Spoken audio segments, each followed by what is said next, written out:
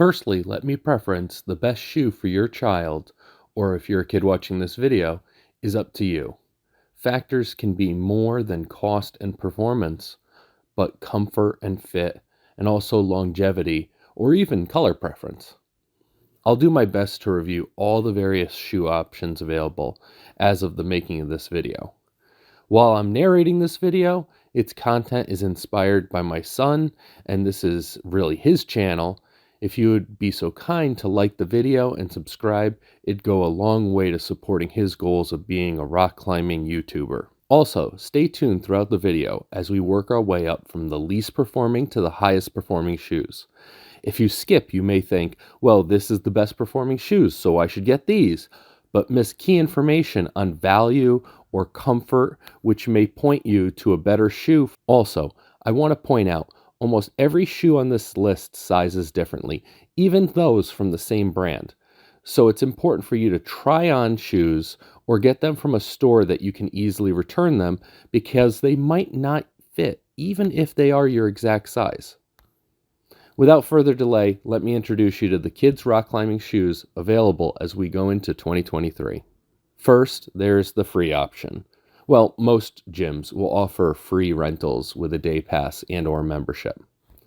A common version of the rental shoe is the Evolv Jr, and these shoes are as close to it gets to being indestructible. Even if this set has a hole in the toe, it still has plenty of rubber underneath. They are made to be worn all day, every day, and as such, they are prioritizing longevity to grip and function. These shoes are certainly better than climbing in your sneakers, boots, or Crocs. And they may even help you focus on getting better foot placement due to their slippery nature. The edges are almost certainly worn round, but if you are looking to step your game up, get it? Step. Investing in inexpensive climbing shoes makes a big leap forward in grip, and thus you can trust your feet more on those smaller chips and such. If you don't climb very often but like to spend time at the gym, these shoes with their round toes can be very comfortable and don't require taking off in between climbs like some of the top performing shoes on this list. Up next, the Sportiva Grip-Its. I frankly do not get these shoes. They look like Crocs and a water shoe had a baby, and they have a very similar design to the less expensive Stick-Its, but these with their Frixon white rubber are rated the hardest. That means the least grip, but the longest lasting, which is kind of funny because they have grip in their name. But that makes me think these were intended for gym rental use. Even the edges are already round from the factory. However, since they have even less rubber to use on the very round toe than the Stick-Its, makes me think they could wear out the top faster than the rubber underneath them. Since they're so round and so thin, you could easily squeeze them into a ball, they're very light and comfortable. Kind of like Crocs. In any case, due to their low performance and high cost, I rarely see them used. Feel free to comment if you have any experience with them. My recommendation, if you are considering these, would be to at least consider the Stick-Its, if not a better or less costly option. That is, unless you just really want a shoe that'll outlast your kid's foot growth. Thankfully, you'll get your use out of them. Being leather, they do have some room to stretch with your child's foot. Fun fact, Sportiva rates the performance of these shoes as kids versus the Stick-Its, which they say are beginner. So, next, moving on to the Sportiva Stick-Its. As mentioned, labeled as a beginner shoe, they were very popular in our gym when we started going a few years ago. But now I'm seeing them less. And one reason why may be that they're the least performing shoes on this list, only to the Grip-Its and gym shoes.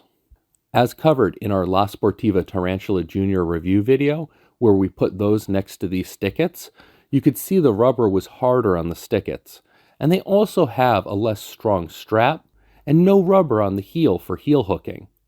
The edges on the shoe we reviewed were already worn round, but they should at least start off sharper than the Grip-Its when you buy them new. Our personal recommendation would be to only get these if they're on sale or you're getting them from a friend, or as an option just above gym shoes. As far as durability goes, even though they only have 3 millimeters of rubber versus the 5 millimeters found on the Tarantula Juniors, they still appear to be fairly long lasting due to the harder rubber. The used set we borrowed for our last review were used for almost a year prior to us showing it, and it had no holes or major wear. They're also made of leather, so they have the potential to stretch a little as the kid's foot grows, but it should be noted that a size 32 that we tried was smaller than the Tarantula Jr. size 32s. Up next, the lesser known brand ClimbX with their introductory Kids Kinder shoe. Similar to the Stick-Its in shape, but one reason I'd recommend these over the Stick-Its is not only are they cheaper, but they have rubber on the heel for heel hooks, and they also have a stronger strap. These boast a removable heel cup that allows the Kinder to expand and grow with your child's foot. However, I don't have any experience with this. It's new and it's only found on this shoe. So seeing as other brands don't use it, I can't speak to its comfort or functionality. Interesting, the ClimbX website says this shoe uses the softest rubber, which is a performance enhancer typically. Yet they also say on their website that the Kids Icon is their more performance-oriented shoe. This is also the first shoe that I noticed with a really kind of distinct sharper edge design on the toe, which will likely wear round very quickly, but it's nice to start off with. On appearance and ClimbX's description alone, these look like a very reasonable option at $50. Sticking with ClimbX is the shoe labeled as their more performance-focused kid shoe. Its design is similar to that, and it uses the same rubber as the adult version of the Icon shoe, which is considered hard rubber despite it being called performance.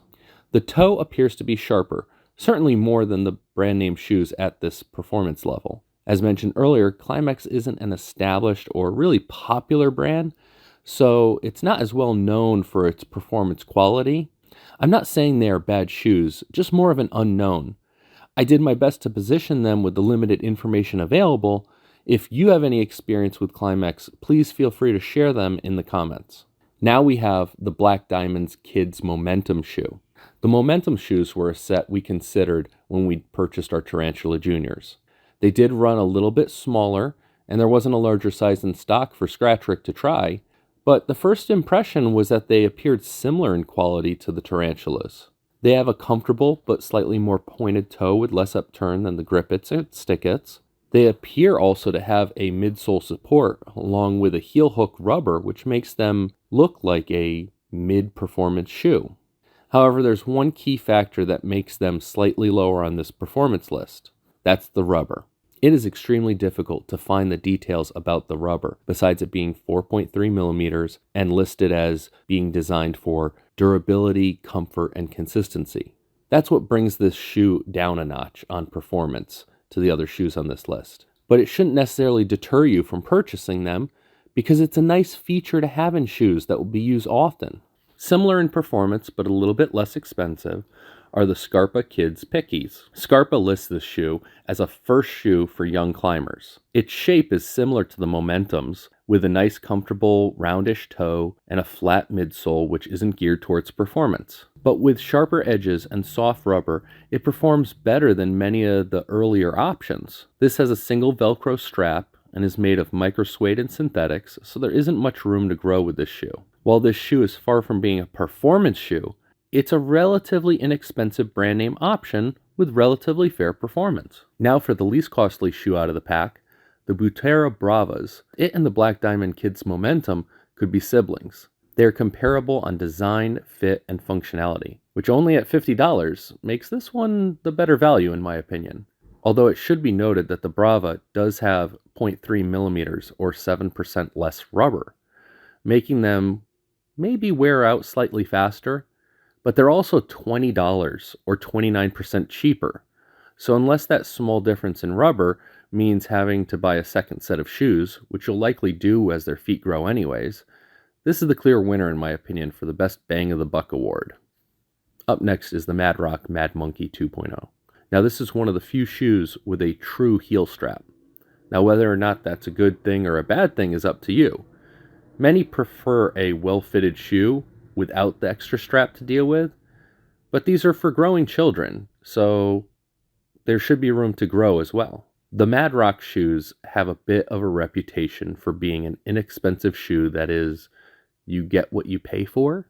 Adults and parents who I've spoken with and are familiar with these shoes have complained about them wearing out pretty quickly. That being said, they're only $50, and while they're not exactly performance shoes, a side-by-side comparison shows they do appear to have less turned up toe than those that have been previously listed. Along with the less brand name ClimbX and the brand name Butoras, these provide a cost-effective solution to a gym shoe. They are synthetic flex, so there may be some stretchability, but likely not as much as a leather shoe. Also, the sets we were able to compare did seem to verify these shoes run a little bit larger than the other shoe brands. Now, this is more of an honorable mention, as sadly, Adidas has been less than supportive of its climbing division after purchasing 510, and the Adidas aka 510 Kirigami has been recently discontinued. These shoes have super soft Stealth Phantom rubber. That is what separates this shoe from the similar Momentum and Brava shoes, because otherwise they're very similar in style, fit, and function. This rubber is arguably one of the best on the list and would have made it our pick for the best value had it not been shelved. It can still be found for purchase as of this video, and being such a great value, we do hope it comes back. The Evolv Venga's true mid-performance shoe. They have pointed toe versus the very casual rounded shoes of many of the previously listed ones. It comes from the factory with sharp edges and soft Trax SAS rubber. Interestingly, the older versions of this shoe were the true all-stars, as they were even more pointed, but sadly the latest production of these shoes now have a similar upturn to the earlier mentioned shoes. Either version of the shoes are still so comfortable to wear for the entire climbing session without removing them. They're still very comfortable. The Vengas are made out of a synthetic mesh material, which may be less durable and won't stretch as much as leather, but the single Velcro strap goes around the heel, so there's some degree of adjustability to start off with a smaller foot that has space to grow. One drawback is it has metal D-rings that can be pressure points, and it wears out the straps prematurely. Now for the shoes that we tested through their life, the La Sportiva Tarantula Juniors. La Sportiva says it close to best on their website. This is the quote-unquote junior version of the Tarantula model, a shoe designed for teenagers and for those who no longer approach climbing as a game, but as a real sport. I would only change that it's not only for teenagers, because they make these shoes down to Euro size 26, which fits toddlers, let alone young kids. La Sportiva also lists this as being an all-around shoe versus the Stick-Its, which were labeled as beginner.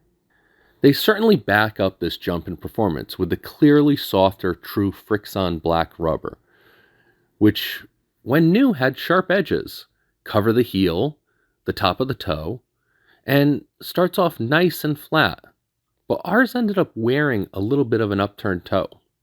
They're made of suede leather, so there'll be room to stretch and grow for young people's feet, if only they lasted that long, which they don't if used regularly, which brings me to their biggest downfall, at least that we saw firsthand, and that is their durability.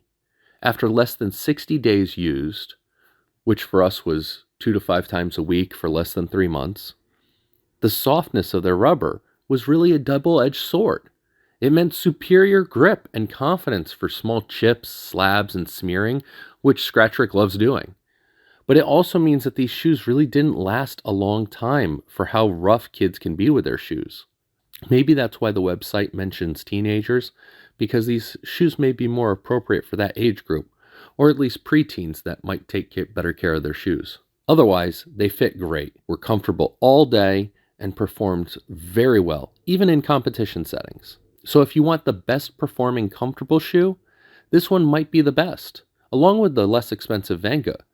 Just don't expect the Tarantula Juniors to be very durable. Now, let's pause the video for a second to say, unless you're curious about the top performing shoes, or super serious about kids climbing super seriously, and are willing to pay much more for arguably small gains in climbing performance, I suppose you could just double check to make sure that you liked the video and subscribed, and then you can end it here.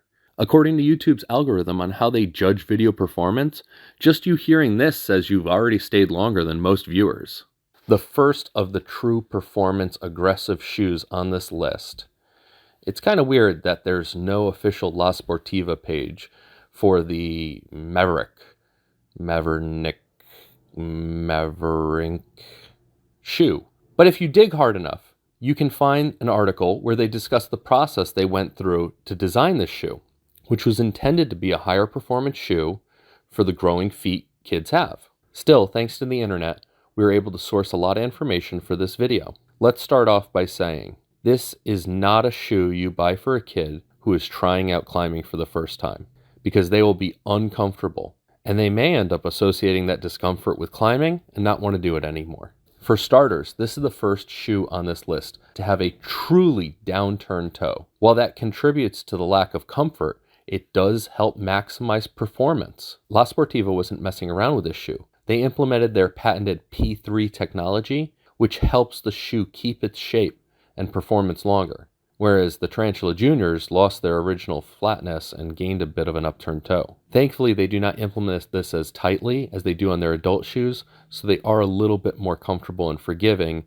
than the competition adult shoes are to us. Also, almost exclusive to adult shoes, this super soft XS Grip 2 rubber is the softest La Sportiva offers, making it the highest grip shoe rated thus far, just above the discontinued 510s. Possibly, knowing that the edges would not last very long being this sharp, this shoe comes with rounded edges from the factory. Unrelated to the shoe's edge, it also has an incredibly impressively thick, quote-unquote, no-edge rubber toe, which covers much more area than the previously listed shoes. Also, there is a deep heel pocket, which normally would be good for heel hooks, but since this shoe is also the only one without any strap, there are reviews of it falling off easily on those heel hooks, which, in this case, I think could be this performance shoe's Achilles heel. Get it?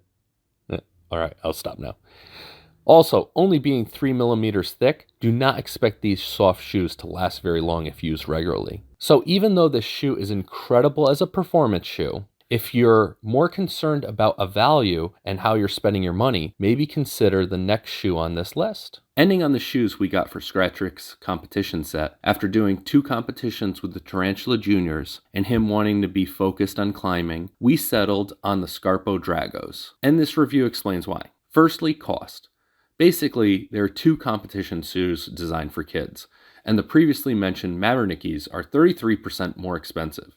Now, Scratchrick enjoys climbing, but he goes through shoes pretty quickly, so cost is indeed a factor. Same as the previously mentioned shoes, these are aggressively downturned with a sharper pointed toe, and it uses plenty of its super soft, grippy Vibram XS Grip 2 rubber under the shoe, and its softest M50 rubber on top of the toe box for toe hooks.